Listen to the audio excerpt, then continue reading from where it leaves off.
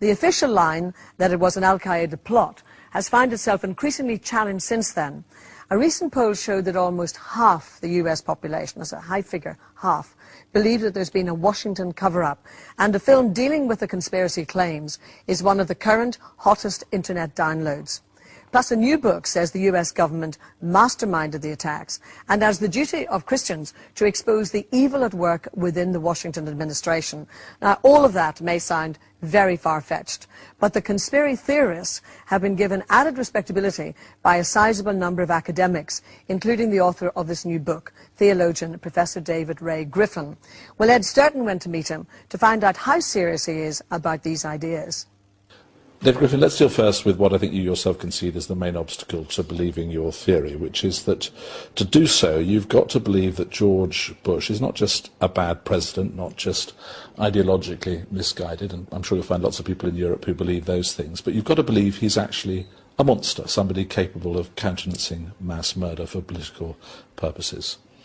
Actually, members of the movement are not sure that Bush was involved from the beginning. You know, some people in the movement do put up signs that say Bush knew or Bush did it, but I've never made a statement about that. Now, I have suggested very strongly that it was the Bush-Cheney administration that was involved in this and their Pentagon.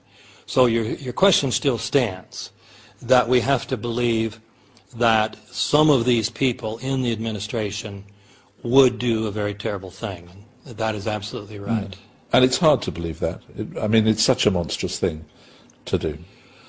But when you look at what people have done for the sake of empire and riches in the past, it is not so hard to believe. People that are good family men have done monstrous things.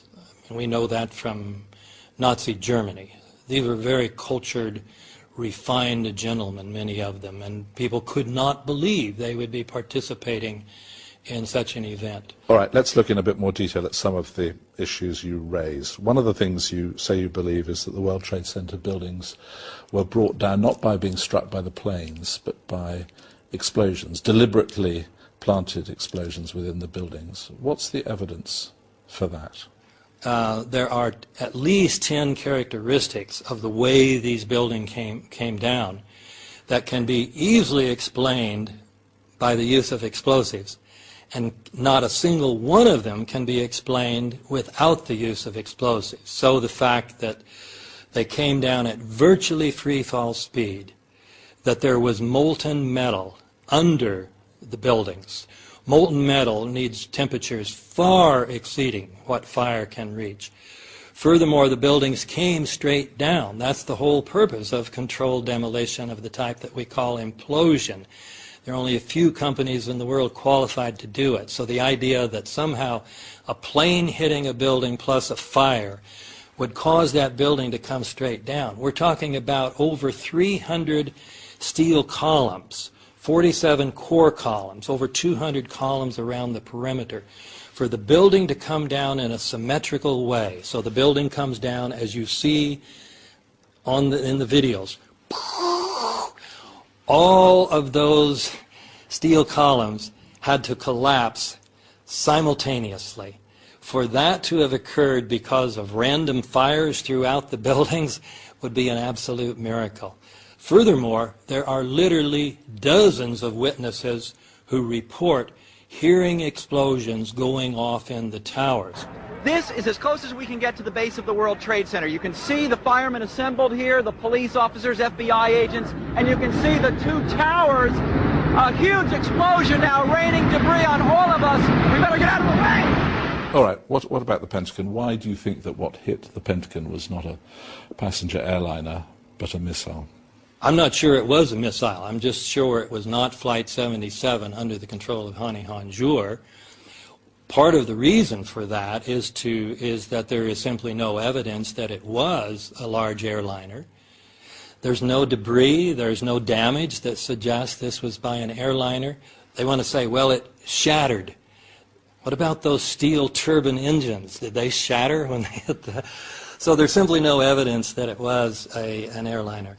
I mean, if the purpose of the operation was political, as you suggest it was, that would have been perfectly adequately achieved by flying a couple of planes into the World Trade Center, wouldn't it? Why fly a missile into the Pentagon? Why bring the towers down by controlled demolition? What would the point of that be?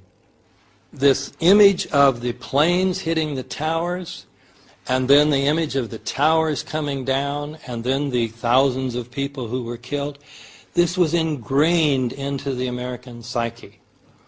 And it got the American people ready for revenge, and frankly, many of them didn't care against whom.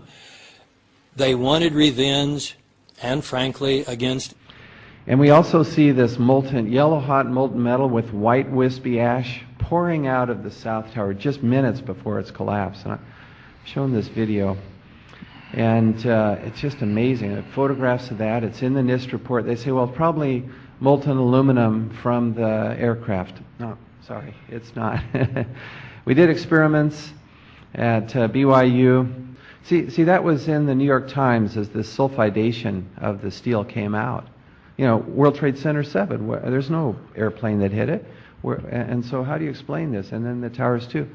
And the New York Times said this is the greatest mystery uncovered so far. On that, the molten metal pools indicate, in this case, a large amount of incendiary or explosive material. Superthermite is explosive. Ordinary thermite and thermate are incendiaries. It's true that when you add sulfur to the thermite, it now cuts very quickly through steel. And again, do you remember earlier I spoke of this paper I read? These metallurgists in Massachusetts had looked at World Trade Center 7 steel and some from the towers also. Strange, they said, that high temperature sulfidation. Where does this sulfur come? Where do these high temperatures come from? Well, the answer, you see, we're getting at, it's totally consistent with this thermate.